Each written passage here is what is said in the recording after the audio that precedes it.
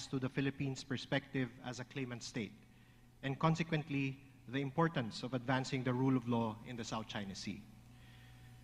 Allow me to recall that during the Shangri-La Dialogue last May, President Marcos delivered an insightful articulation of the 7 realities and 3 constants in today's international environment that provide a compelling framework for understanding the complexities we face and how the rule of law is imperative in the management of issues in the South China Sea.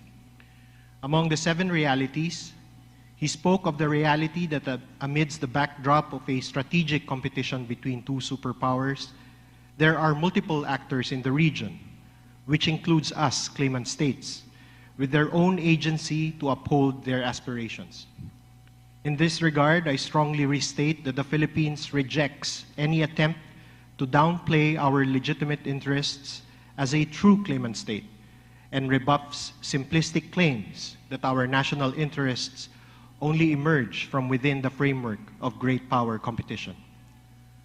Another reality is the role of ASEAN, and in this regard, I restate the Philippines' firm belief that ASEAN must remain at the heart of efforts to manage the South China Sea disputes. These realities, among others, underscore the intricate interplay of variables shaping the world, including the South China Sea situation, and provide a context on which we anchor our foreign policy approach. And this foreign policy approach, in turn, keeps in mind 3 constants. First is sovereign equality. All states, regardless of size or power, are equal under international law. This principle is particularly relevant in the South China Sea, where we must resist attempts by larger states to impose their will or disregard the rights of smaller nations. Second is ASEAN centrality. ASEAN's central role in managing South China Sea disputes is indispensable. We advocate for ASEAN-led mechanisms, including the Code of Conduct negotiations, and call for a united and resolute ASEAN in upholding its leadership in the region. And third, and perhaps the most important, is the rule of law and multilateralism. We remain steadfast in our commitment to our rules-based international order, grounded in international law, particularly the 1982 UNCLOS and the 2016 Arbitral Award, both of which remain as the twin anchors of the Philippines' policy and action in the South China Sea. These 3 constants will continue to be a compass that will guide the Philippines' approach to addressing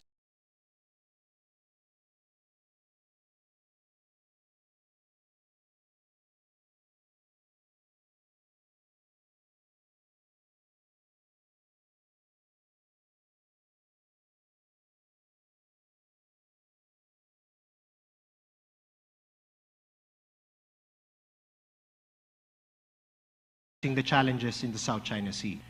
Among the ways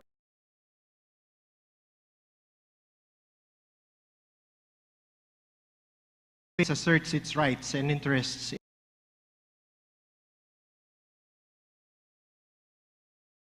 as such, no one country can claim almost the whole of the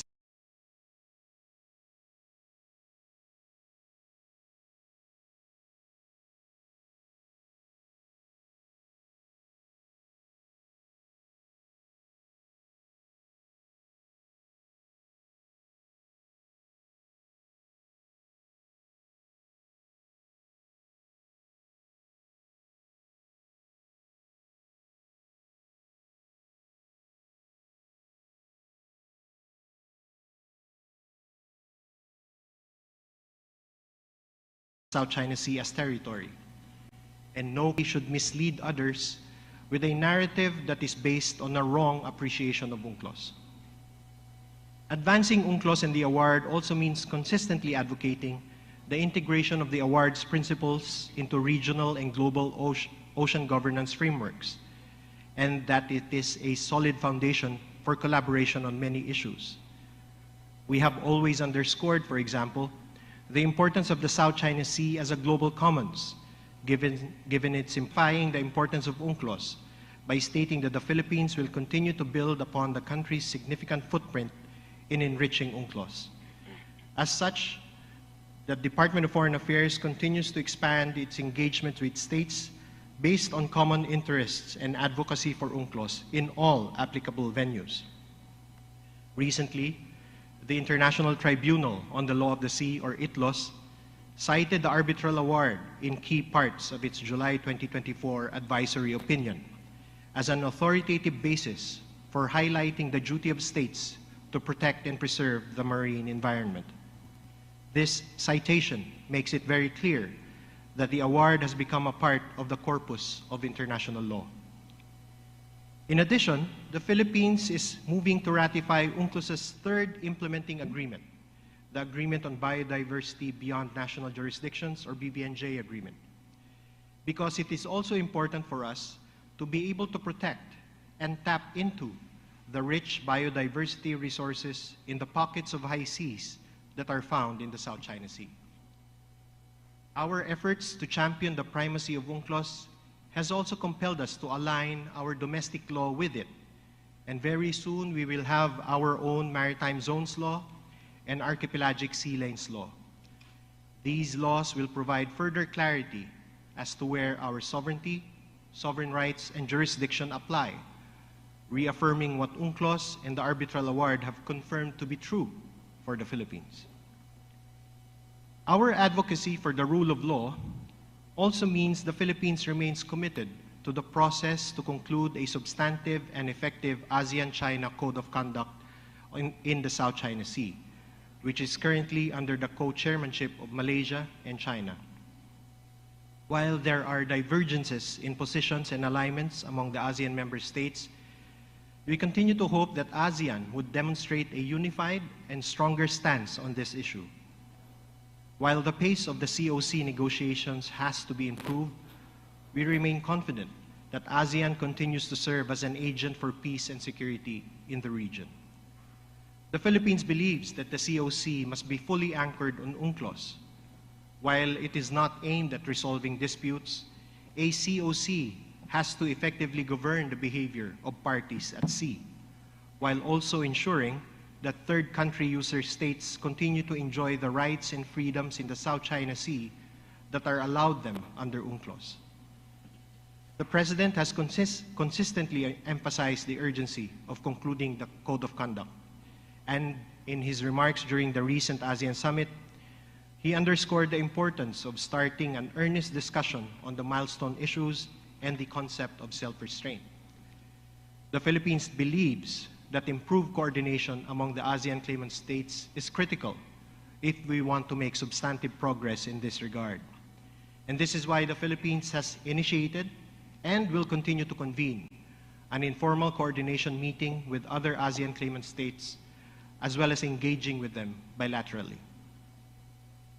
Beyond regional and bilateral engagements, we recognize the importance of bolstering partnerships with like-minded nations that share our commitment to our rules-based order. We have deepened ties with countries that uphold international law, including through maritime dialogues, joint exercises, maritime cooperative activities, collaboration projects, and capacity-building initiatives. We continue to nurture maritime dialogues with particular countries to serve as a platform for discussion on various maritime-related issues, foremost being the advocacy of UNCLOS and the promotion of the arbitral award.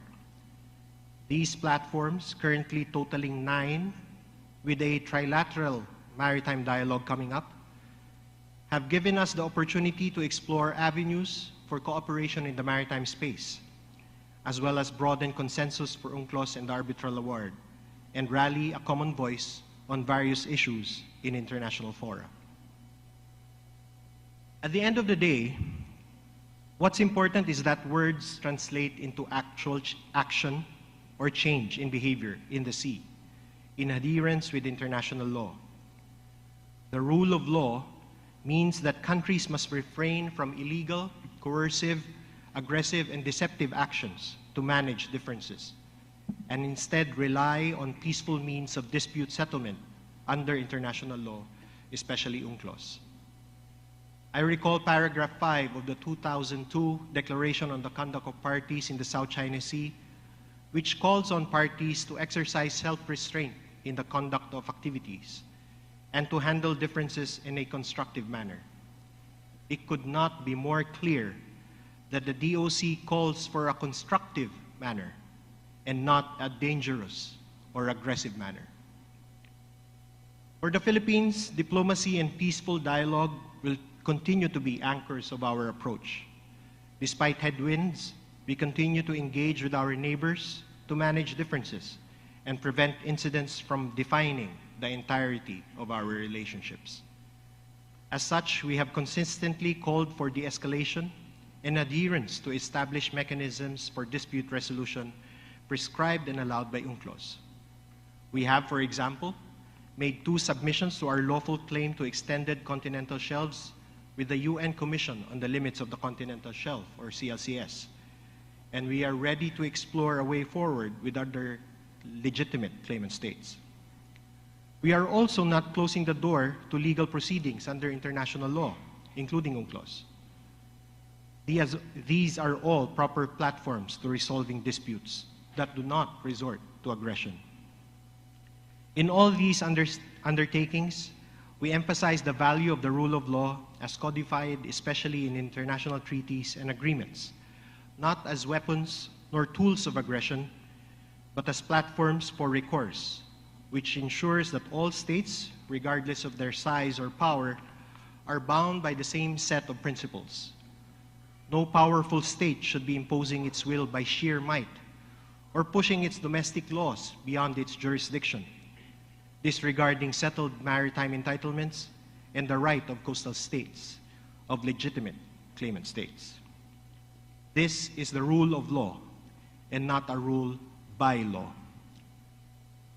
Ladies and gentlemen, the Philippines does not want conflict in the South China Sea. This much is certain. The decision to file a case for arbitration in 2013, which resulted in the 2016 arbitral award, is fully aligned with the dispute settlement mechanisms for international law, including the UN Charter. The award is a powerful example of the rule of law in action. At the same time, our commitment to the peaceful resolution of disputes is not only enshrined in the Philippine Constitution, but is also encapsulated in the 1982 Manila Declaration on the Peaceful Settlement of Disputes. As such, while we advocate strongly for the rule of law in the South China Sea, the Philippines will do so by continuing to pursue diplomacy and dialogue. Our diplomatic engagements are fully anchored on our desire to uphold peace, stability, and prosperity, not only in the South China Sea, but in the greater Indo-Pacific region as a whole. To end, allow me to paraphrase the President. The future of the South China Sea has already been envisioned by ASEAN, and all of us should fully strive to make the South China Sea a sea of peace, stability, and prosperity. Thank you. Maraming salamat po. Thank you very much, sir. Once again, the Assistant Secretary for Maritime and Ocean Affairs Office of the Department of Foreign Affairs Philippines, Assistant Secretary Marshal Luis Alvarez. At this point, allow me to introduce our panel chair for the panel 2. Ladies and gentlemen, please help me welcome the Senior State Counsel, Department of Justice Philippines, Ma'am Fretty Ganchun. Let's give her a big round of applause. Thank you for the introduction. I am a government official, but my only duty here this afternoon is to facilitate the dialogue on panel 2. So welcome everyone to panel 2, entitled Advancing the Rule of Law in the South China Sea, Perspectives from Claimant States.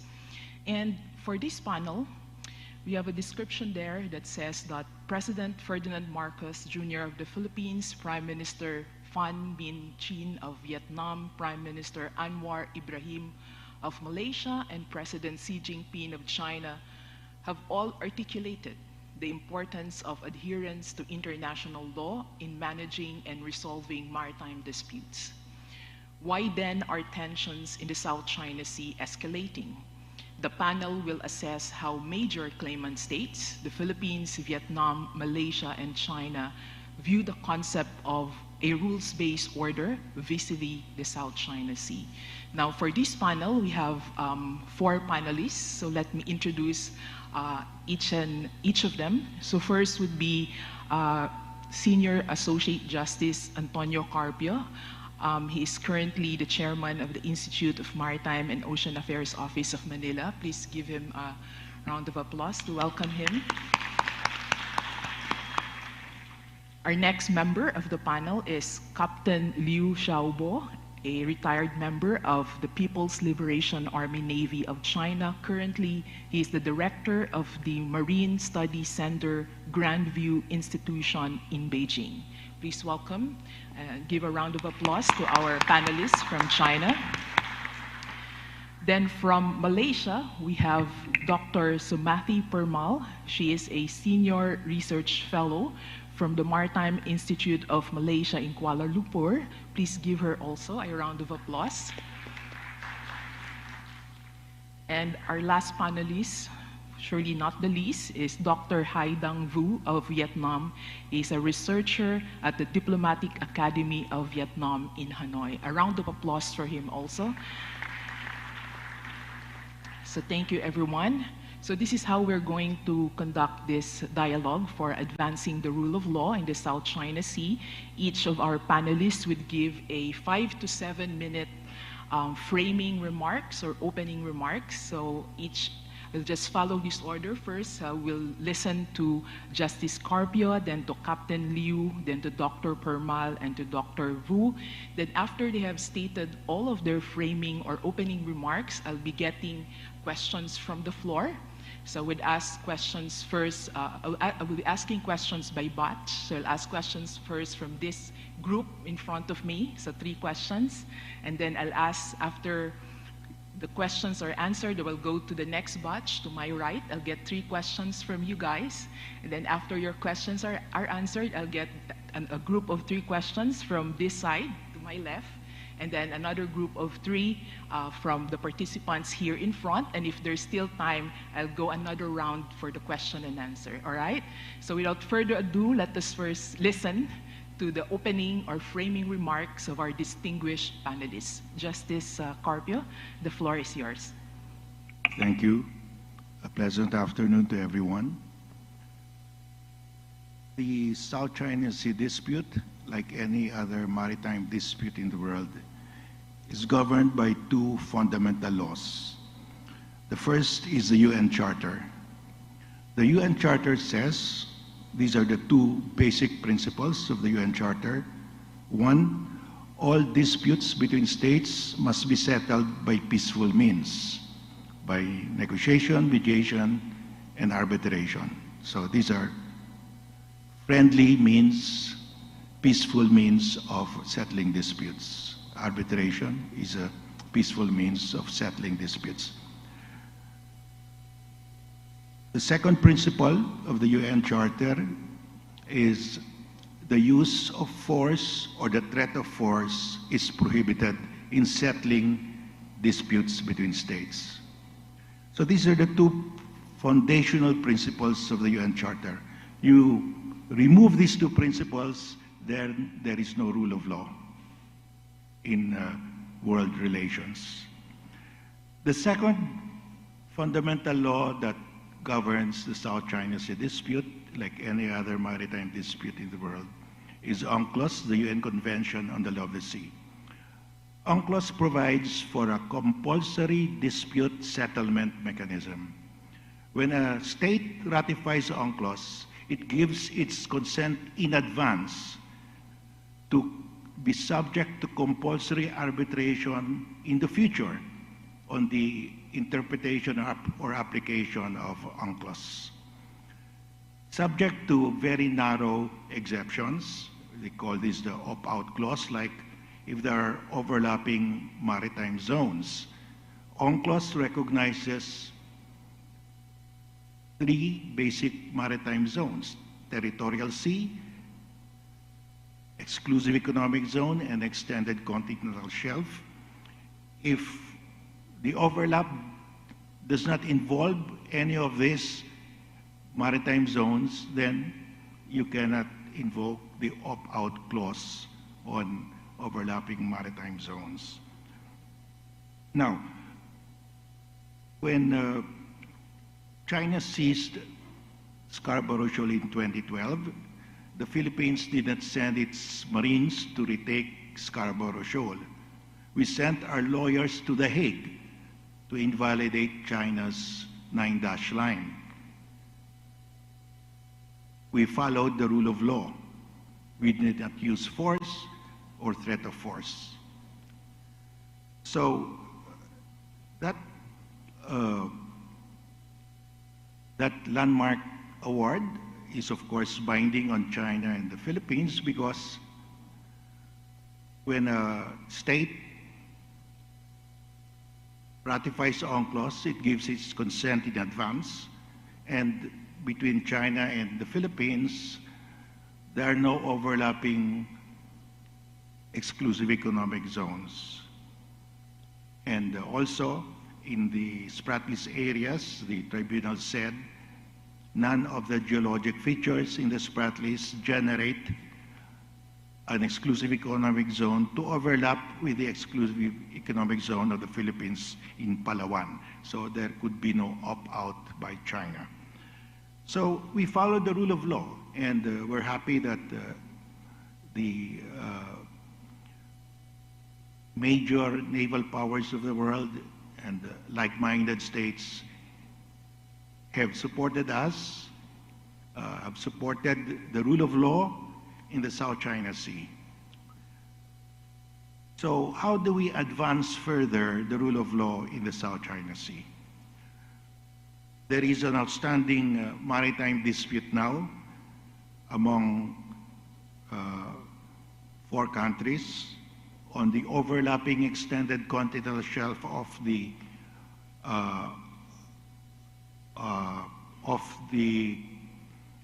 area in the Spratlys. You have Vietnam, Malaysia, and the Philippines claiming overlapping extended continental shelf claim. And you have China also, but China is claiming based on historic rights, because China's coastline is more than 350 nautical miles from this Spratlys area, and there are no overlapping exclusive economic zone or extended continental shelf. So we're back to the issue of historic rights. Of course, we all know that UNCLOS extinguished all historic rights in claiming maritime zones beyond the territorial sea, because that was the purpose. I mean, if historic rights could be claimed, countries will say, oh, 2,000 years ago, our fishermen went there to fish, and therefore we have a right to claim. So, except for the territorial sea, all claims to historic rights beyond the territorial sea cannot be made anymore. So to wrap up, we have now the UN has approved the High Seas Treaty, the biodiversity beyond national jurisdiction, and it's now in the process of ratification. Of course, China has approved and will hopefully ratify the High Seas Treaty, but China has announced that there are no high seas in the South China Sea, and therefore the High Seas Treaty will not apply to the South China Sea, despite the ruling of the arbitral tribunal in its July 12, 2016 award that there are high seas in the South China Sea. So there is this looming problem, because the states of the world will overwhelmingly ratify the High Seas Treaty, but China is saying the High Seas Treaty does not apply to the South China Sea, because almost 90% of the South China Sea are within the 10-dash line of China. So that's another big problem. I end my remarks here. Thank you.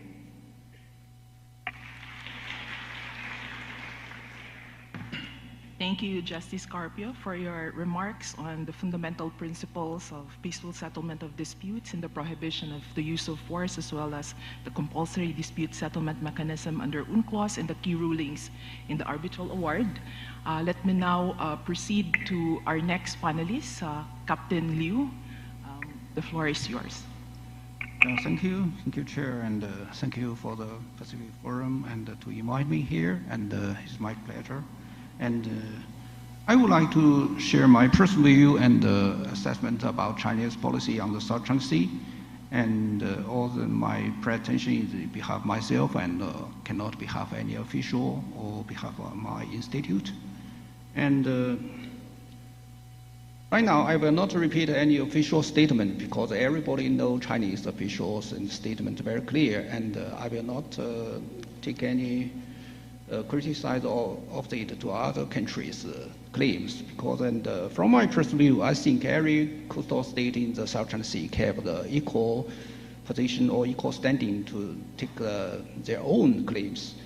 But right now, I like to focus on the clearing four common misunderstanding and about China's and South China Sea policy First, is China's claim and sovereignty over the entire South China Sea. I think is not correct because the Chinese claim are based on the sovereignty of the four archipelagic islands: Xisha, Zhongsha, Dongsha, Nansha, Paracel Island, Spratly Island, Paratars Island, and Scarborough Shoal. And based on this and the sovereignty of the island territory, and China claimed the territorial water and EEZs and continental shelf, and the historical right, and based on the Nine-Dash Line. And so that's what I mean, and the China's claims in the South China Sea, not the whole South China Sea and the sovereignty. The second misunderstanding is about Nine-Dash Line. And as you know, the Nine-Dash Line is nothing about the UNCLOS, because Nine-Dash Line happened in 1947, and historically after World War II, and the Republic of China's government reoccupied the Spratly Island and Paracel Island.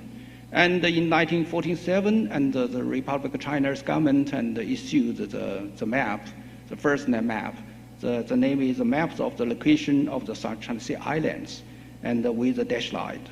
And after 1949, the People's Republic of China inherited that. So in my personal view, the Nine-Dash Line just mainly marks China's maximum claim of the rights, and including sovereignty right and other historical rights within that boundary, not absolutely sovereignty over the South China Sea, over the whole South China Sea.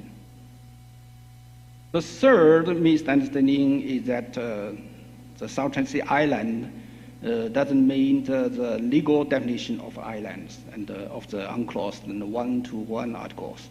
So yes, the misunderstanding is that the South China Sea island cannot use to claim maritime and zones. But China's policy and that we claim the maritime interest based on the four archipelagic islands. That means that the legal status of single reef cannot represent the whole archipelagic islands, and cannot affect the whole legal status of the archipelagic islands, these four archipelagic islands. And I will give you one example, the Taiping Island. Taiping Island, the Ituaba, and reoccupied by Chinese government, Republic of China, and in 1946.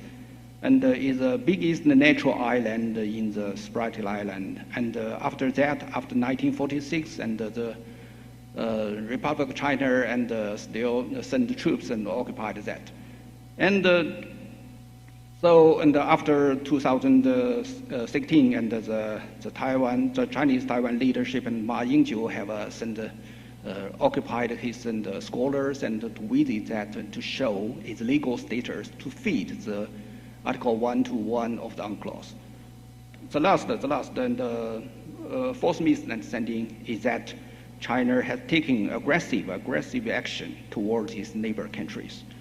But from Chinese government's viewpoint, and in 1988, is the last armed conflict happened in the South China Sea. That is a tragedy.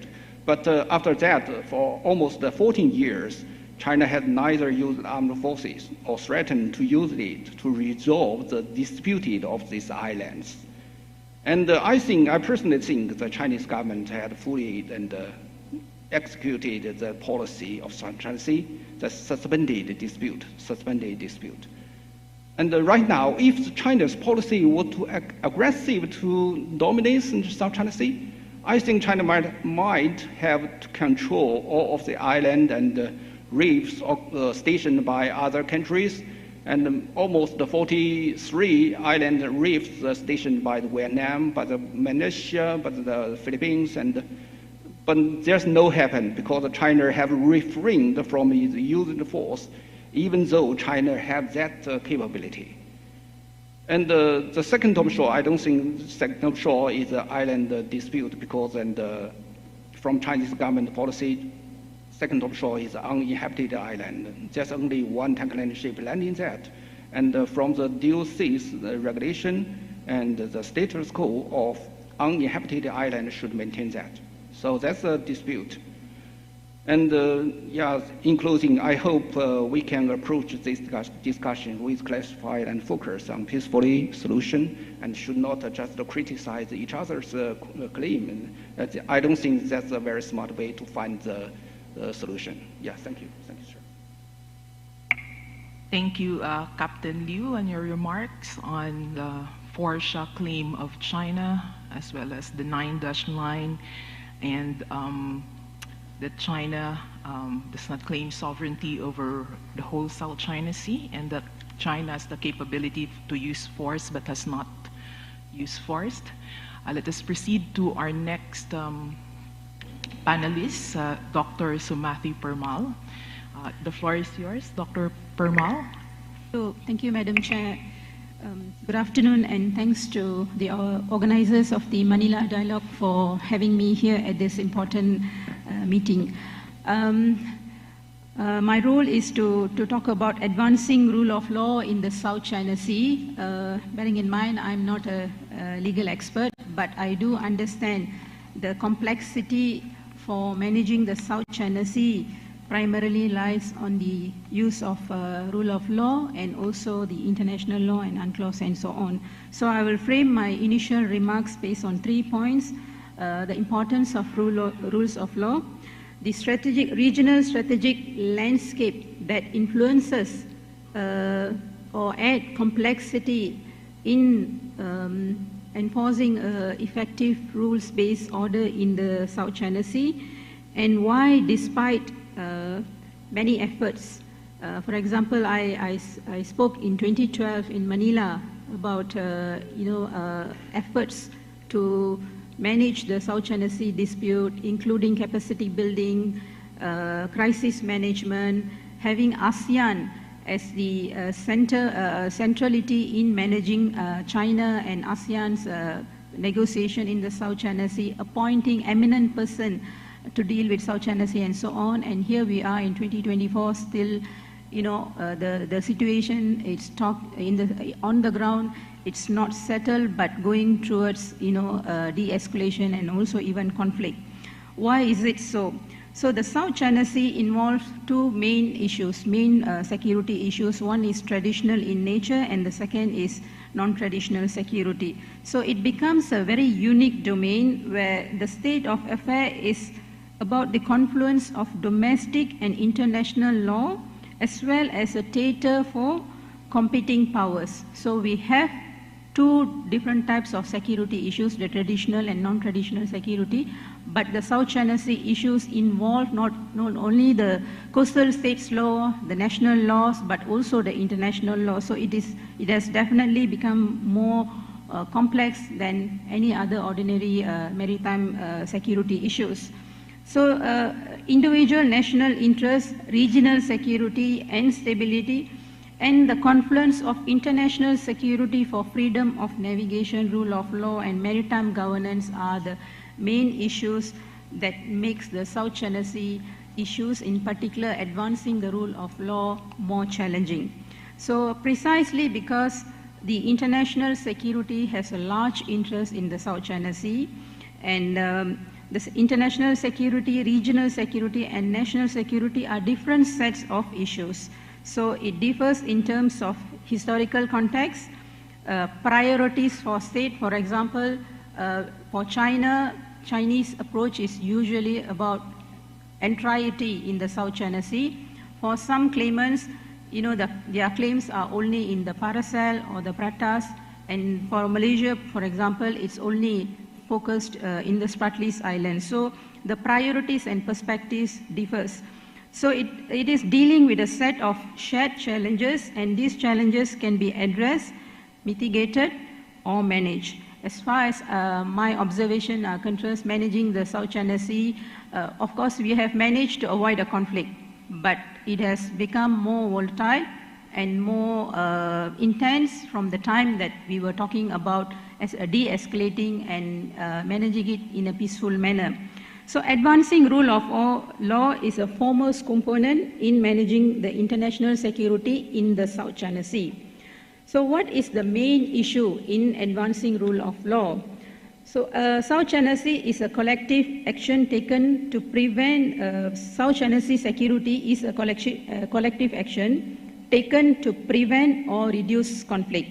So these actions may involve various methods such as military intervention, diplomatic action, international law and convention, regional agreements, treaties, and in the form of capacity building. However, there's disparity in legal perspective and accepting the rule of law. Primarily, the main diverging, contrasting perspective is the critical views of lawfare under the legal system. I would like to encourage everyone to read a piece of work by Yong Min Seo, 2024, from the Michigan Journal of International Law, where the article speaks very into detail about Chinese perspective of the closed sea concept and the US perspective of the open sea concept, and how UNCLOS is a careful balance of the interests of coastal and the maritime states.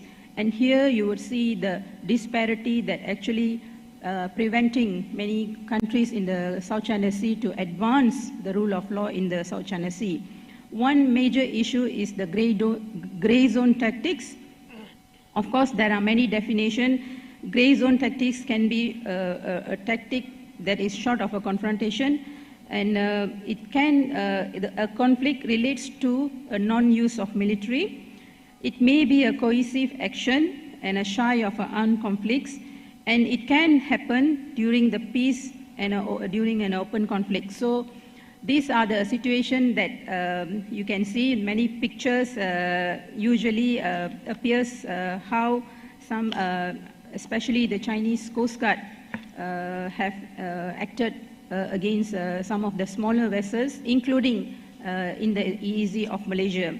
So for Malaysia, Malaysia is chairing ASEAN in 2025. So as a chair, Malaysia commits to steering the association forward in strengthening regional peace and stability and prosperity. Two important elements in Malaysia's chair of ASEAN in 2025 is inclusivity and sustainability. So inclusivity, Malaysia will take inclusive perspective of all claimants, interested parties, especially the claimants in the South China Sea. And Malaysia has also a dual role as a role on an ASEAN-China dialogue relation coordinator from 2025 to 2026. So bearing in mind, there are three main approaches that Malaysia and also other regional ASEAN countries are approaching vis-a-vis the South China Sea. First is the diplomatic, legal and institutional response. So it involves national laws. UNCLOS provides for a broad principle for ocean governance and framework.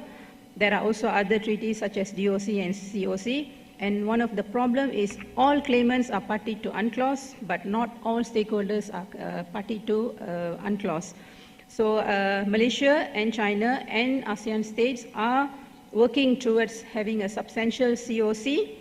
But I must emphasize Malaysia's position, or Malaysia, what we have seen in the media from the prime ministers and so on, that like many ASEAN countries, Malaysia do not recognize China's 9-dash line. also China's 2023 standard map, and Malaysia will not halt any oil and gas exploration in its EEZ. And Malaysia will continue to uphold its sovereign rights as provided under the international law. So advancing international law is highly linked to the strategic environment. So Malaysia practices neutrality in dealing with great powers, especially in the contested area. And Malaysia do recognize that balancing this delicate interest will remain a challenge, even though it's taking the chair in 2025. Thank you.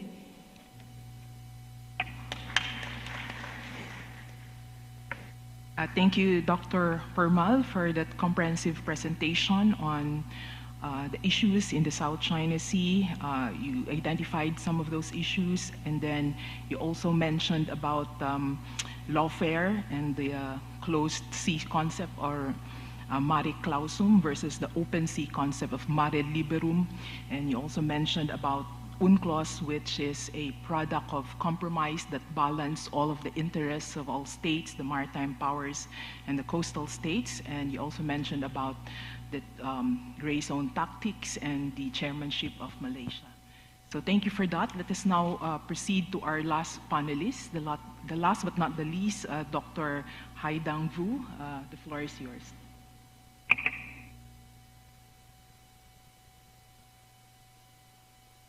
Can I have my PowerPoints on, please? Thank you.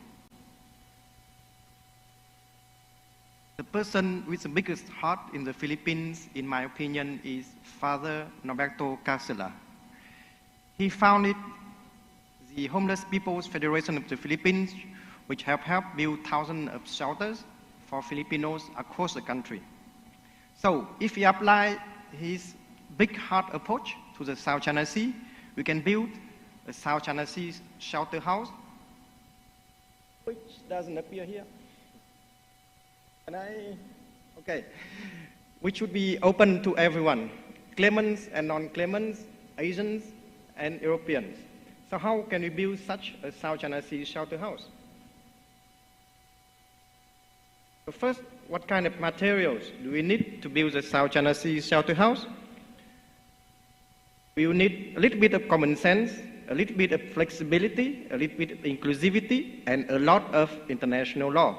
We also need a good team of builders to build this South China Sea shelter house. And I would like to suggest that this team of builders will be headed by Justice Antonio Carpio, one of the best lawyers in our region. I would like also to suggest that being part of this team, Professor Lan Anh Nguyễn Thị, who have just been nominated by the Vietnamese government to be a judge at the International Tribunal for the Law of the Sea. For your information, she is my boss. However, unfortunately, she's not here today, so too bad. I will not have a salary increase after that. Anyway, so now that we have everything ready, let's start building our South China Sea shelter house. It should build a private room for bilateral joint development between Vietnam and the Philippines. So earlier this year, both Vietnam and the Philippines have made our submissions of the extended continental shelf, and based on that, now we have an overlapping extended continental shelf where we can conduct joint development. And I think the most important principle to apply when you conduct bilateral joint development between Vietnam and Philippines is that what is mine, what is yours, also mine. If we can apply that, I think we're going to have a very successful joint development. Could also have a room for trilateral joint development between Vietnam, Philippines, and Malaysia, based on Malaysia's submissions of its extended continental shelf in 2019. So we have a huge trilateral zone between Vietnam, Malaysia, and Philippines where we can conduct joint development. We could also have a quadrilateral joint fishery cooperation between Vietnam, Philippines, Malaysia, and China, because the waters above our extended continental shelf is open for every country to do fishing. So Vietnam, Philippines, Malaysia, and China could create a... What happened? Hey, what happened, please? Yeah, so Vietnam, Philippines, Malaysia, and China could establish a joint fishery zone in this area. Sorry. I'm sorry, but I think okay. Yeah, so Vietnam, Philippines, Malaysia, and China could establish a joint fishery zone in this area where we can both join our efforts to do a sustainable fishery conduct.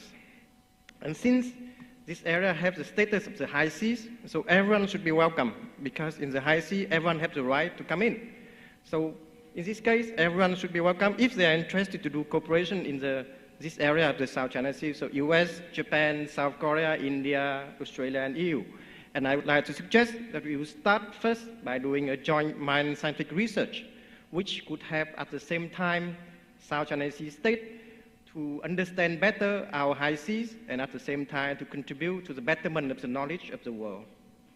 So our South China Sea shelter house almost done. Just one issue left to be resolved, which is the Spratleys sovereignty dispute. Piece of cake. So in 2016, the arbitral tribunal has said no feature of the Spratleys could have more than 12 nautical mile maritime entitlement. So what we can do, it could freeze the sovereignty dispute, and then we could enclave on the islands of the Spratleys within 12 nautical mile radius, and we avoid doing joint development inside those 12 nautical mile radius, because it might prejudice future resolution of the sovereignty dispute. So here, how it looks like our South China Sea shelter house, which is open to everyone, including homeless people. Finally, to conclude, I think that by applying the big heart approach, the big heart spirit of Father Babot, we could have a peaceful, prosperous, and sustainable South China Sea. Thank you.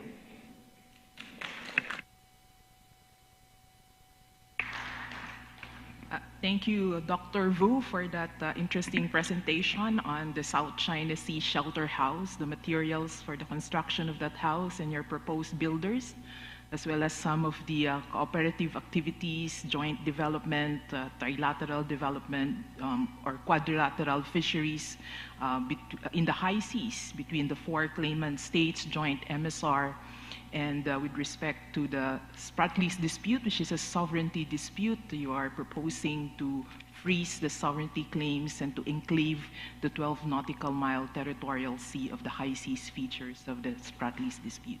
So you have all listened already to the opening or framing remarks of our panelists. So it's time for our question and answer.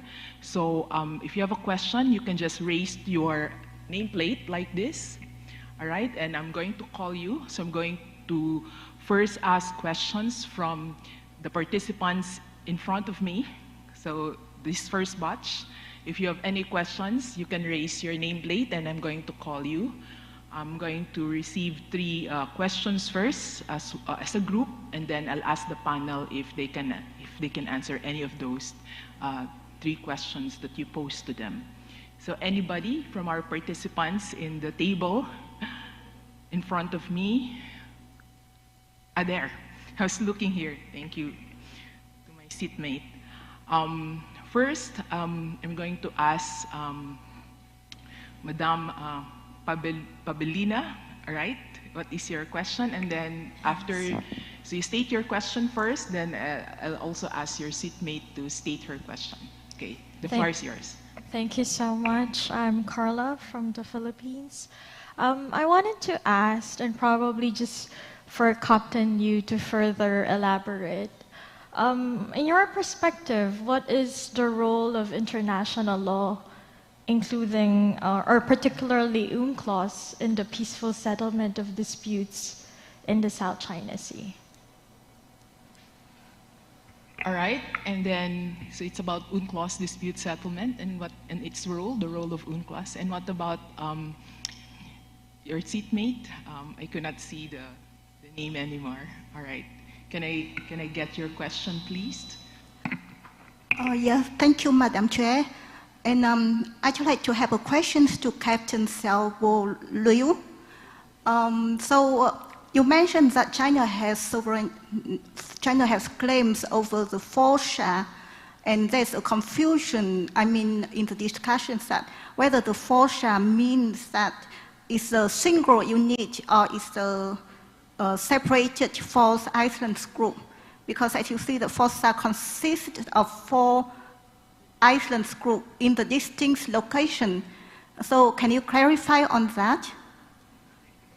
Okay, thank you for your question. So I'll ask Captain Liu first to explain further the Forsha claim of China, and then after that, I will ask other members of the panel if they want to answer the question of Ms. Pabelina on UNCLOS, the role of UNCLOS in dispute settlement. Captain Liu, yes.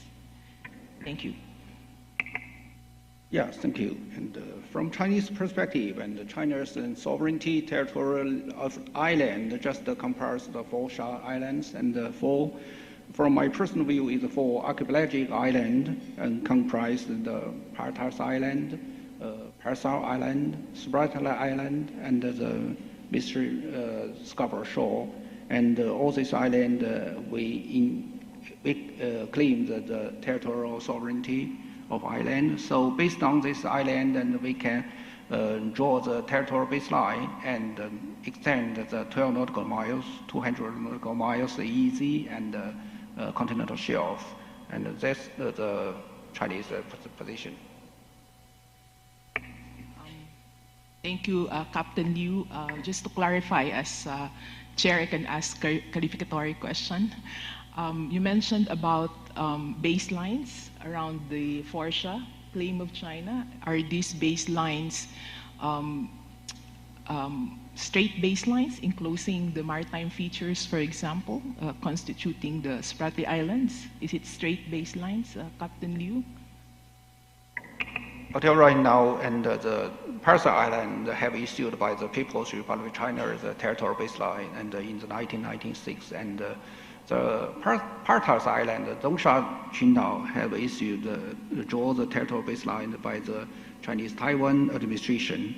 Right now, I think that's very clear, and China's then claim and about how to use the territorial baseline and to apply for the these 4 archipelagic islands. But in the Scarborough Shore and the Spratly Island, that's definitely we have drawn the territorial baseline because and all this and the Spratly Island and many islands and reefs and occupied by other countries. And I don't think it's a good time to draw the territorial baseline before this dispute have settled. Yeah, it's my personal view. All right, thank you, Captain Liu. And with respect to UNCLOS dispute settlement, maybe Justice Carpio can start answering the question on... Yeah, the question is, what is the role of UNCLOS in the peaceful settlement of the South China Sea dispute? UNCLOS is, of course, central to the peaceful settlement of the South China Sea dispute because UNCLOS is the constitution of the oceans and seas of our planet. All the disputant states, China, Vietnam, Malaysia, Brunei, Indonesia, the Philippines, are parties, have ratified UNCLOS. Indonesia is not involved in the territorial dispute, but its EEZ is also overlapped, encroached by China's 9, now 10-9. Now, UNCLOS is central because UNCLOS provides for a compulsory dispute settlement mechanism. When you ratify UNCLOS, you give your consent in advance to this compulsory dispute settlement mechanism. There are some situations where you can opt out, but in the main, you are bound by the compulsory dispute settlement mechanism unless you fall under the exceptions. And on questions of jurisdiction, the UNCLOS says any question on jurisdiction will be decided by the tribunal itself, and that decision is binding. If a party does not appear, just like what China did not appear, the UNCLOS says the tribunal will proceed to hear and decide the case on the merits. So UNCLOS provides for a compulsory dispute settlement mechanism. It's the first international treaty that has provided for a complete system of dispute settlement because it provides for the law, it provides for the substance of the law, and then it provides for a compulsory dispute settlement mechanism. You are bound by that, even if you do not appear. Thank you. All right. Would any other member of the panel add to that, or I can proceed now to the next question? Okay, I see. I see none. So for the last question from this batch, because we have until 3:30 only, so it's 2:51 p.m. So Sure. for Mr. Dartman. Thank you very much, Ristia from Indonesia. My questions goes to all the speakers. I think all of us agree that rule of law is very important, but of course there has been a lot of differences in interpretations and also gaps within a lot of ambiguity under international law. My question is that other than the code of conduct, of course we all consider the code of conduct is very important, but other than the code of conduct, what would you think the best venue for dealing or managing and ensuring rule of law in the South China Seas? I think Dr. Vu mentioning about the joint development agreement and so on, but what would be the framework, or it should be under the ASEAN mechanisms, or what are the other venues that is important as an alternative for the code of conduct? Thank you. Thank you, Mr. Dartman. Maybe I'll ask Dr. Vu with respect to answer the question of Mr. Dartman. What is the alternative to the code of conduct? Should I answer now? Yes.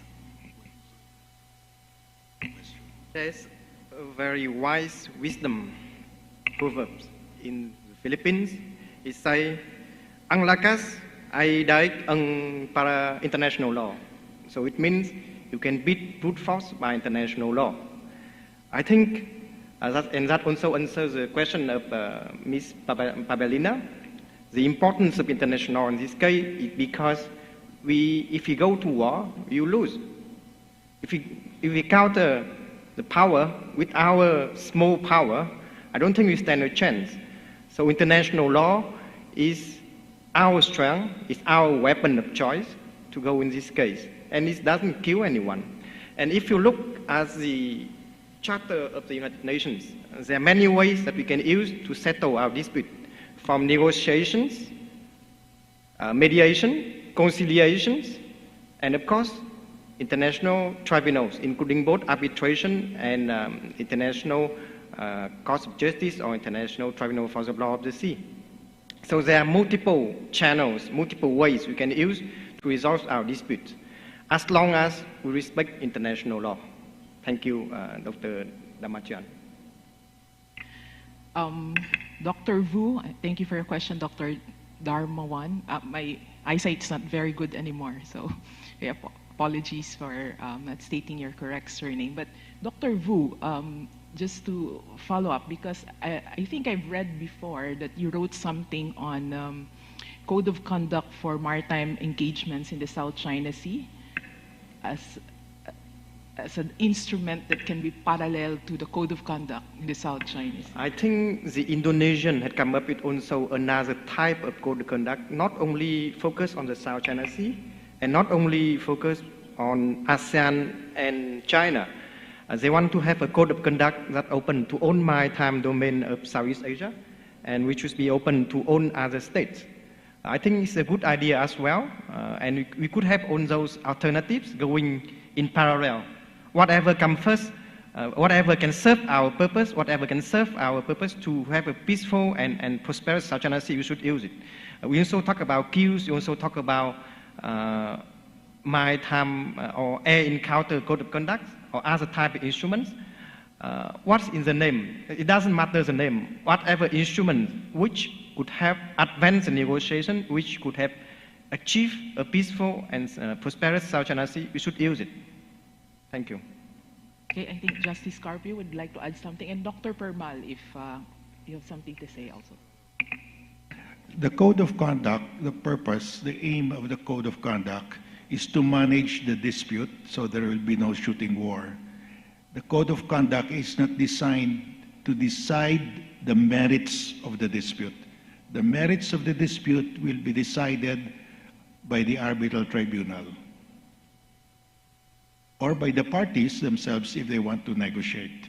So we have to be clear, the Code of Conduct, the purpose of the Code of Conduct is to manage the dispute so there will be no shooting war, there will be peaceful use of the seas, but the merits of the case will not be decided under the Code of Conduct. It will be decided by an arbitral tribunal or by negotiation of the parties.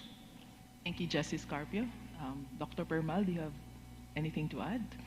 I think the Code of Conduct is one of the peaceful management of the South China, peaceful way of management of the South China Sea.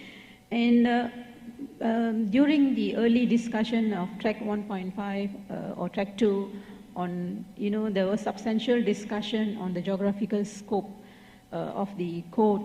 And I post 2016 decision of the tribunal, there's been many changes. And there's also, I believe that China and ASEAN countries are very positive to conclude a code, but I have no purview of the code, but I believe that it should include the most recent geographical scope of the code, which has to really consider the outcome of the tribunal's ruling. So then it will be an effective and substantial code. Thank you. Okay, thank you, Dr. Permal. So I think I need to proceed to the next question. I see 9 who raised their nameplates, so we have 30 minutes only left. So just very quickly, somebody told me that you raised your nameplate actually ahead of Dr. Darmawan. Can I get your question, Ms. Lee? Just very quickly, what is your question, please?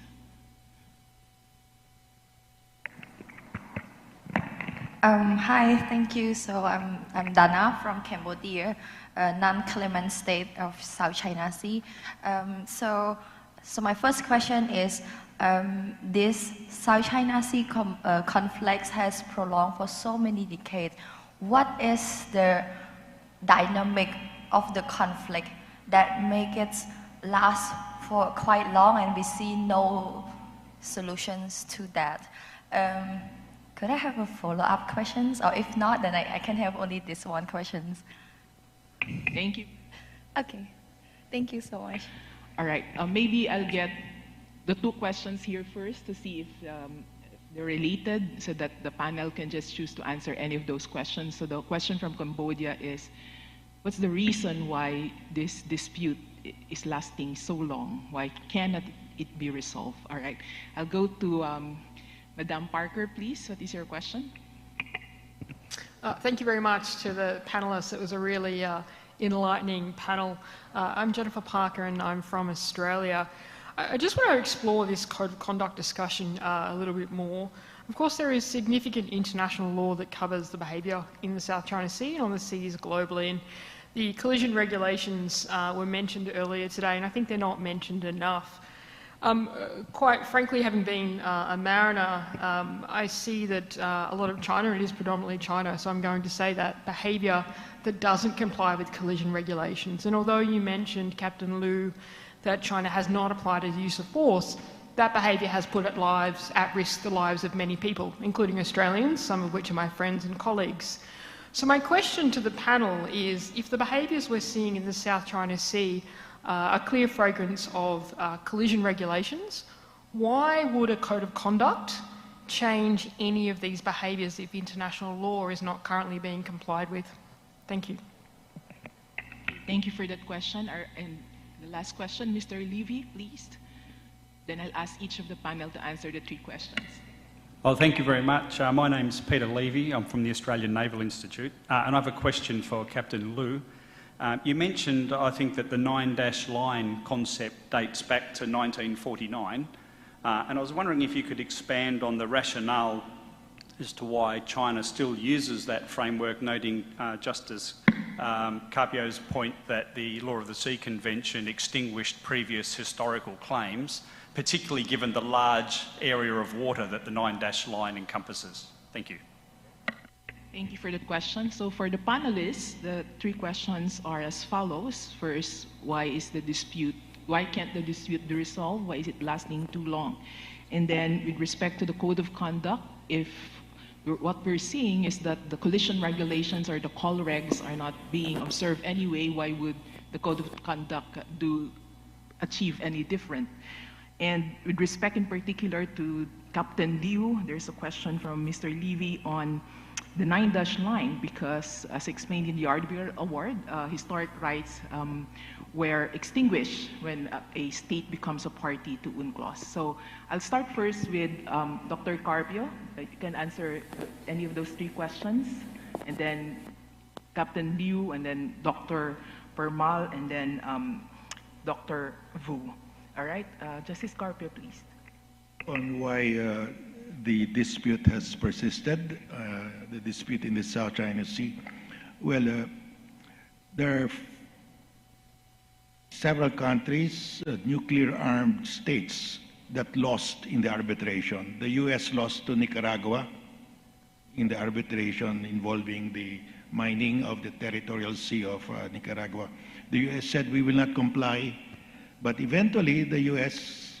complied to the satisfaction of Nicaragua. The U.S. said, we will not pay you damages, but we will give you economic aid.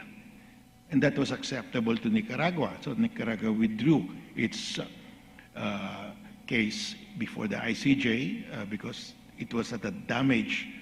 They were now deciding the amount of the damage. So the U.S. finally complied. No? Then UK lost in the arbitration over Mauritius. UK said, we will comply.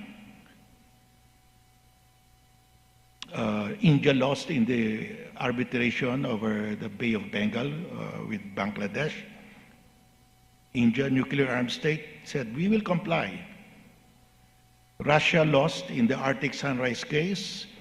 Russia said, we will not comply, we don't recognize the tribunal. Eventually, Russia agreed to pay damages, although the Netherlands agreed to a lower amount. So 4 nuclear-armed states lost in the arbitration, and they all complied eventually. China is the only state that has not complied with an arbitral award when there is a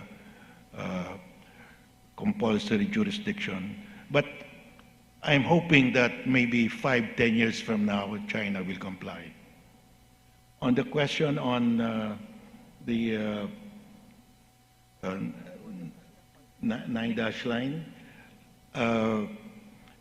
9-dash line was only was invented by the Kuomintang in 1947. It was adopted by the Kuomintang. But in the arbitration, it is a historic right claim. The Kuomintang said the South China Sea within the 10-dash line belonged to China since 2,000 years ago.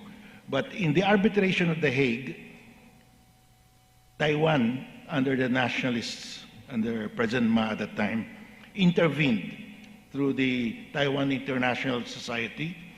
And the Taiwanese intervention never mentioned historic rights. The Taiwanese argued exclusively on UNCLOS to prove that Ito-Aba generates an exclusive economic zone. So the nationalists who invented the 9-dash line in 1947 went to the tribunal but never argued on the basis of the 9-dash line.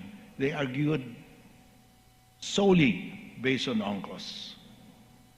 So you have now the inventor of the 9-dash line not claiming anymore historic rights, the Kuomintang, and the Communist Party expanding the 9-dash line claim to include everything.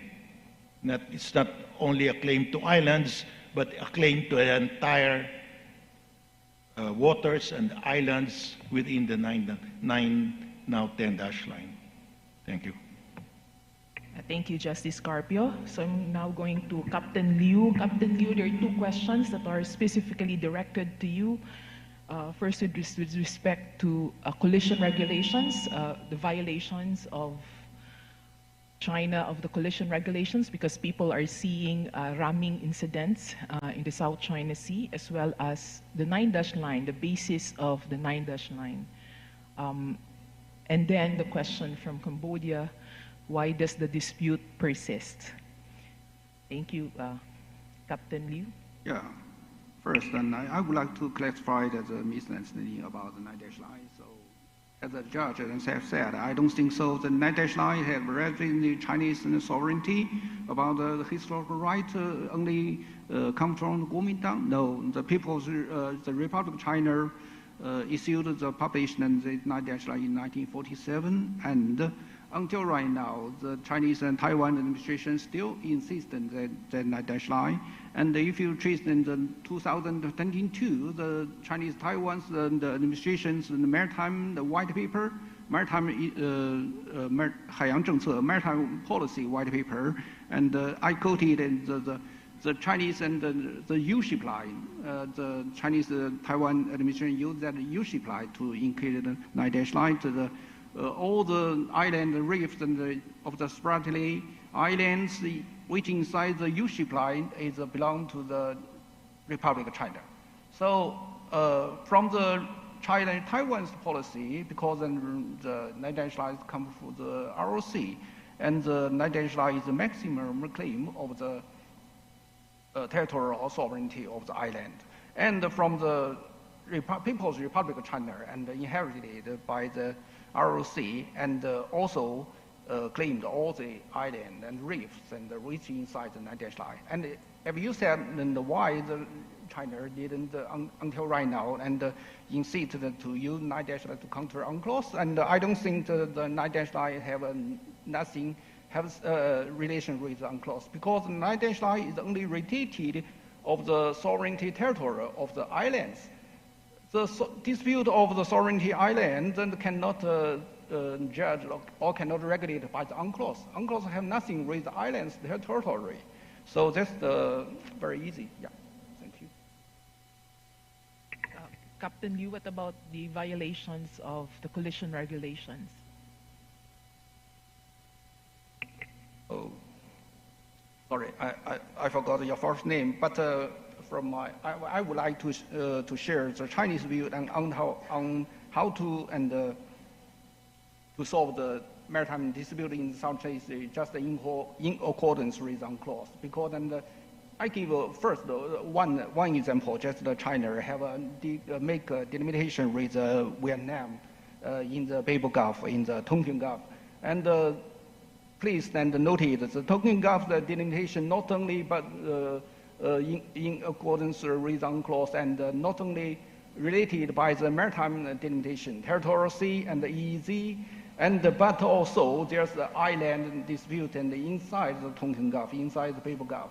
There's a Bai Long Wei Island in the middle of the Tonkin Gulf. So by the delimitation, China make a maritime delimitation with Vietnam successfully in accordance with UNCLOS. So that's the Chinese policy and Chinese practice. Sorry, I'd just like to clarify my question, because actually my question was about collision regulations, and as speaking to a former naval officer, of course, you're familiar with collision regulations, how ships should maneuver with each other. So my question was, given that we have seen Chinese vessels, Chinese naval vessels breach collision regulations and aircraft endangering Australian lives and others, why would the code of conduct be complied with if the Chinese Navy is clearly not complying with collision regulations? Just to clarify my question. Oh yes, I don't think the Chinese Navy warship have involved some of the incident happened in the South China Sea right now or before that. And until right now, all the Chinese operation or activity in South China Sea is about the law enforcement operation and conducted by the Chinese Coast Guard.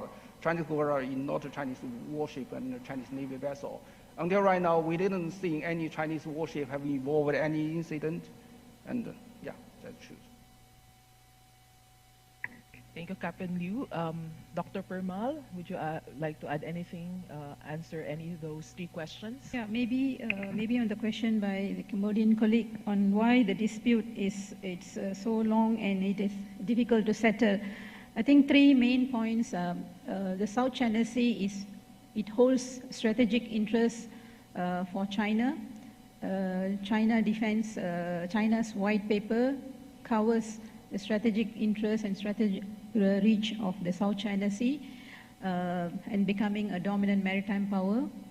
The US has a huge interest in exercising freedom of navigation in the South China Sea, and also there is multiple military developments in the South China Sea. So you have a confluence of strategic and military development, plus the smaller claimant states like Malaysia, Vietnam, and Philippines struggling to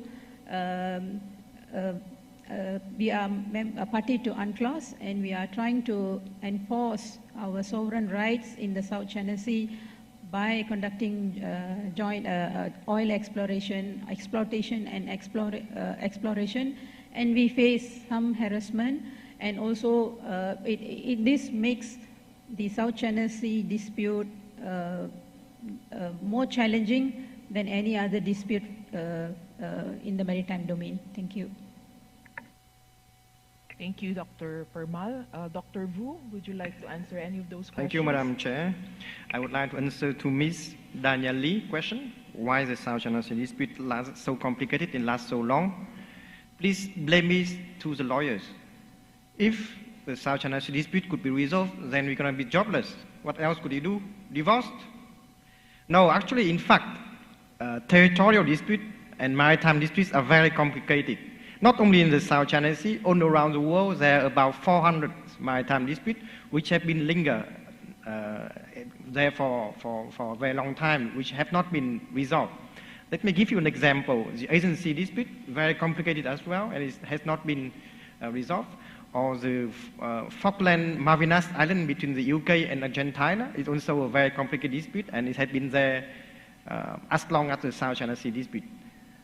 So territorial disputes are complicated, but we still have hope. Like, for example, recently the UK just promised to give back the Chagos Islands to Mauritius. That's a very good example. Or about a few years ago, India accepted to go to court with Bangladesh in order to resolve their maritime dispute. So there are hope that sometime countries would come to their sense and try to resolve definitively their maritime or territorial dispute. Let's hope the same thing for the South China Sea. Thank you.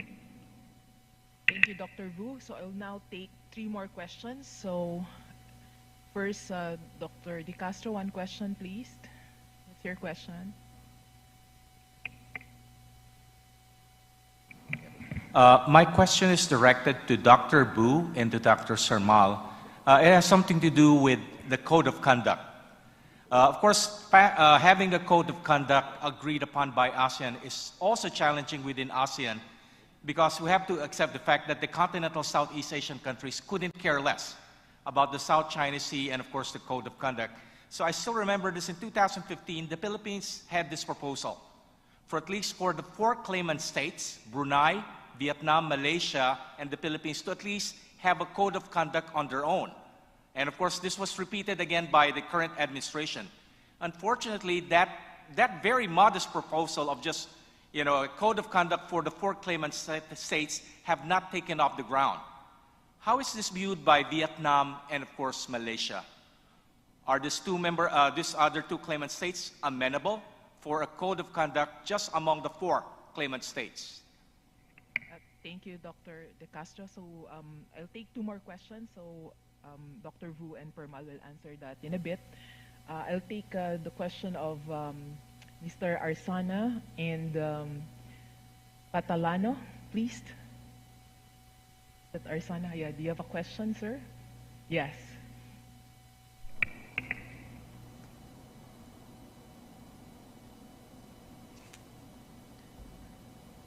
All right, thank you very much. I really appreciate the presentation from the speakers. I paid attention in particular to Dr. Vu's presentation with the maps. I really like the way you presented, so it's easier for me to understand the spatial context in it.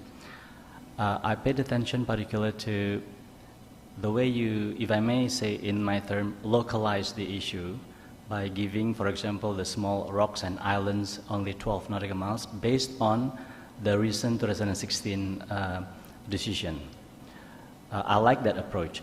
Now I want to make it broader now. How should we utilize the same decision to treat our own islands, for example? I remember Indonesia has a lot of small islands, Vietnam's also, Malaysia, we have Dr. Permal here.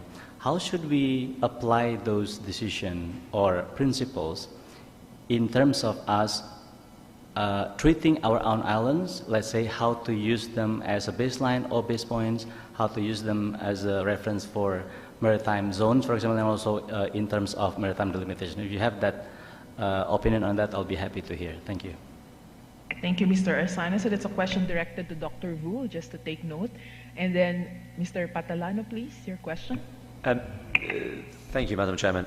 So a very quick question. I want to go back to the title of this panel, Advancing the Rule of Law in the South China Sea.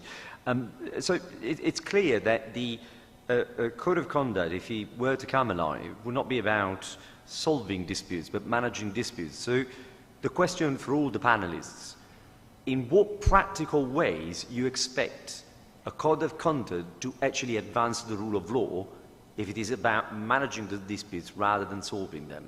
Thank you.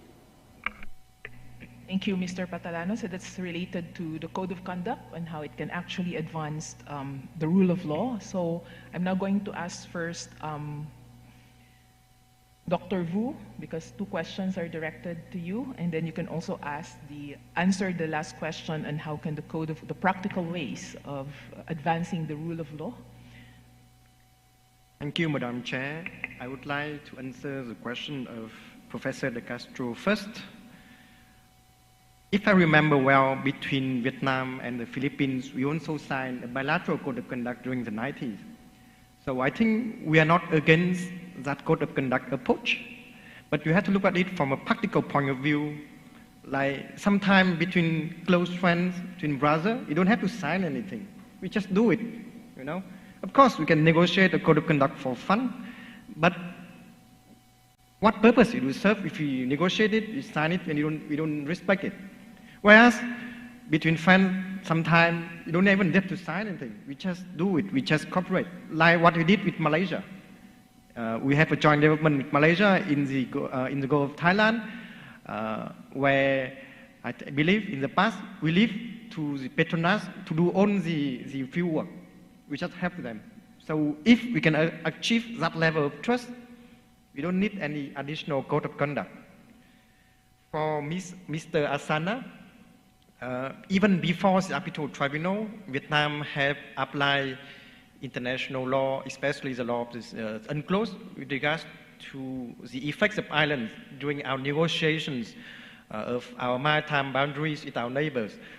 Like for example, when we negotiate the maritime boundary with China in the Gulf of Tonkin, some of our islands, we don't claim to the full 200 nautical miles, but we have only partial effect.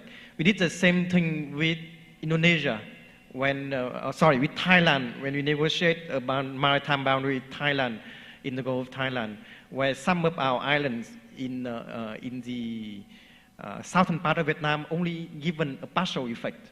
So Vietnam have been applying the international law relating to maritime entitlement of islands even before the arbitral tribunal. And now that these have been confirmed by the arbitral tribunal, we will continue to apply these regulations, these law relating to islands, even more actively. Thank you. Thank you, Dr. Vu. So to Dr. Permal, the question of Dr. De Castro is, what happened to this proposal to have a code of conduct, like a mini code of conduct among the 4 claimant states only? Yeah, thank you very much, Professor Castro. I agree with my colleague, Dr. Wu. Yes, there was a proposal, and before a code of conduct between the 4 claimant states, there were also proposals on joint fisheries management issues between Vietnam, Malaysia, and Indonesia, for example, but it did not materialize. As you rightly pointed out, that even among the claimant countries, there are issues that we have not agreed upon and we have not resolved, especially on fisheries issues, for example. So that is one. So I think rather than embarking on a new code, what is more important is try to, as much as we can, conclude a COC that has already been negotiated, has already been discussed and agreed at an institutional level, and also being discussed with all the dialogue partners. That would be more politically and also success in the management between China and ASEAN. And this brings my second point to the question of Dr. Patalano, that whether the COC is a final solution or a complete solution to advancing rule of law. No, it is not, because a COC is a political document, and a COC is part of the discussion between ASEAN and China to de-escalate or to diffuse the extensive militarization in the South China Sea 10 years ago maybe, but it has not materialized. Besides the COC is not the final solution, as I mentioned. This is my opinion. Countries can enforce or advance rule of law by having their, it is given because like Malaysia's position or Malaysia's official position is abide by international law, including UNCLOS. So UNCLOS provide for some jurisdictional for coastal state to enforce its law, Coast Guard's law, and also explore, enforce its sovereign rights. So this is what I'm proposing, and I'm pushing that countries should also focus. Thank you. Thank you, Dr. Permal. Okay, I think I'll proceed to 3 more questions because I'm conscious of the time, but any of the panelists can answer any of the previous questions. I'll take the questions from Mr. Takagi and two others on that side. Yes, please introduce yourself. Yeah. Thank you very much. My name is Takagi. I'm from National Graduate Institute of Policy Studies, and I have 2 questions. And yesterday and today we talk about South China Sea issue, and then some of the speakers mentioned ASEAN role, and the document that came to my mind is that ASEAN Outlook on the Indo-Pacific. And the first point of the area of cooperation on this document, the AOIP, was a maritime cooperation. And in the document, the policymakers mentioned about the role of UNCLOS. So how do you see the kind of the documents after the launch of in 2019? It's already past 5 years, and then almost nobody talk about it. So in my observation about AOIP fair, like AOIP is gone, or is there any way to revive AOIP, especially for next year, ASEAN chair Malaysia, for instance? That's first point. And second point is a bit different, but I want to make a kind of bridge between the panel 1 and panel 2 today. This morning we talk about role of law enforcement agencies in South China Sea issue. And we learned that we have some kind of different perspective about the role of law enforcement agencies and the meaning of rule of law in each country. So I'm curious about kind of agenda you may set up for next year ASEAN, meetings to talk about like a common understanding between a distinction between like law enforcement and then the military activities in South China Sea. That's the second point. Thank you very much. Thank you, Mr. Takagi. I didn't get the first question. You're talking about the 2019 instrument? Yeah, I'm talking about ASEAN Outlook on the Indo-Pacific. That's a document. Outlook, ASEAN Outlook on the Indo-Pacific. All right. And then the next question, please. Yeah, please introduce yourself, Madam. Thank you, Madam Chair. Atsuko Kahara from Tokyo, Japan, the past president of the Japanese Society of International Law. I would like to make a very brief comment on the term claims, as the words claimant states are included in the panel 2's title. As I told you in the previous session, claims should be based upon law for the rule of law. In addition, strictly speaking, claims should be accompanied by convincing facts and convincing arguments. Otherwise, they would be just unfounded, groundless commitments. This point is very important for prevention of unnecessary tense situation, unnecessary dispute? Thank you. Thank you for that question. Next question, please. And I'm going to get the question also of one participant here to my left. So we have 4 questions for the panelists. Yes. Thank you very much, Madam. I'm Captain Kendall Furuya with Japan Coast Guard. I'm teaching at the National Graduate Institute for Policy Studies. Well, my question is what would be the effective or legal countermeasures against gray zone tactics? As Dr. Permal correctly pointed out, we observed that the lawfares or gray zone tactics in South China Sea. If we look into those gray zone tactics very carefully, some are legal under international law, or for example, the just presence operation in the EEZ, that is under the freedom of navigation and that is legal. So my question is, how do you, or what would be the best countermeasures against those legal but uncomfortable gray zone tactics for the coastal state? And the second question is specifically to Captain Liu. I understand that you are ex-Navy and not Coast Guard, but what is your perception of the Chinese Coast Guard cutters ramming into Philippine Coast Guard, or use of water cannons, a long-range acoustic device or laser that can be said or that can be categorized as a non-lethal weapons against Philippine Coast Guard? Would it be a use of force, or wouldn't it be a violation of international law, particularly the immunity of the Philippine Coast Guard? That's my question. Thank you very much. Okay, your questions are duly noted. And the last one, I think, is it Mr. Do? What is your question, please, sir? And that would end the taking of questions. Thank you, Madam Chair. So my question would address to Captain Liu Xiaobo, because you also raised one of the example that Vietnam and China negotiated the delimitation in the Gulf of Tonkin. And I think that is one of the success. And the success because of 2 reasons that Vietnam make 2 very important compromise. The first one, before that Vietnam also have some claims based on the history, especially based on the Franco-Chinese agreement, 1885. And Vietnam then later give up that claims, and we fully apply UNCLOS to negotiate the limitation.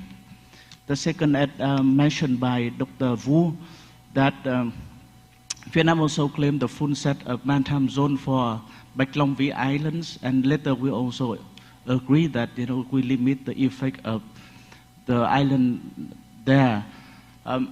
So if you mention that Vietnam, that case is successfully, and how the South China Sea pushed forward, so do you agree that China should also agree on strict application of UNCLOS for the negotiation on that? And the second one with the 9-dash line. So once again, I thank you for the clarification. So is that correct? If I'm wrong, is that the Chinese government now give up the 9-dash line claims only based on what we call the four-share claims? So is that right? Thank you. Okay, so that would, I think, conclude the getting of questions, because it's 3:30 exactly. So I'm going to let each of the panelists speak, and they can answer any of those questions. But take note that there is a specific question directed to Captain Liu with respect to ramming, use of water cannons and lasers. What is your position on this? And with respect to the question of the negotiations, the agreement on the Gulf of Tonkin, as well as the maritime zones provided in UNCLOS, vis-a-vis, of course, the validity of the 9-9 and the four-share claim. There's also a question on the 2019 ASEAN instrument, outlook on the Indo-Pacific. There's also a question on the role of law enforcement agencies in the South China Sea. There's also a question on countermeasures to be taken against gray zone tactics in the South China Sea. And lastly, there's a comment on the word claimant states, because the title of this panel is Advancing the Rule of Law in the South China Sea, Perspectives from the Claimant States, and there is a comment that you can only be considered a claimant state if your claim is actually anchored validly on UNCLOS and international law. So you have all of those questions, 5 questions in all. So I'm going to ask each of the panelists to answer any of those questions, and then we conclude this panel. Thank you. So first, Justice Carpio. Let me go back to the Code of Conduct. The Code of Conduct was conceived in 2002 in the Declaration of Conduct of the Parties.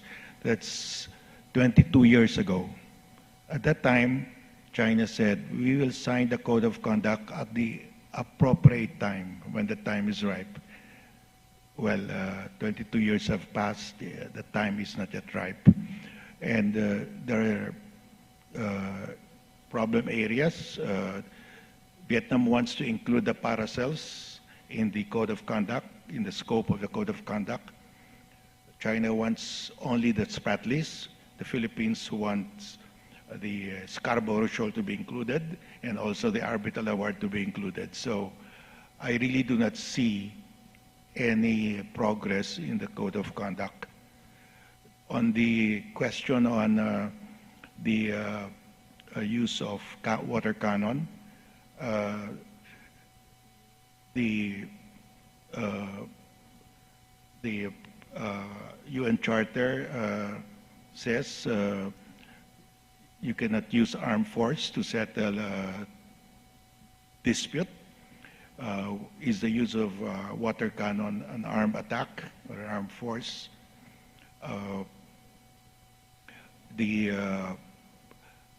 Aside from that, there's also the question of proportionality. If you are subject to armed attack, your retaliation or your response must be proportionate to the nature, scope, and gravity. So if the other side uses a water cannon, you should also use a water cannon. You cannot use missiles.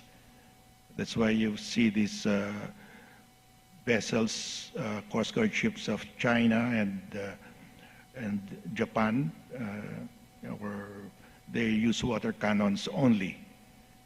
So it's not a question of if they use, let's say, they fire a weapon, your response must be proportionate also. You cannot use atomic bombs or nuclear weapons. So it's not only the nature of the weapon use, but the proportionality of the response. Thank you. Thank you, Justice Carpio. Captain Liu, would you like to answer any of those questions? There's a specific question directed on you on your position on ramming, water cannons, and use of lasers in the South China Sea.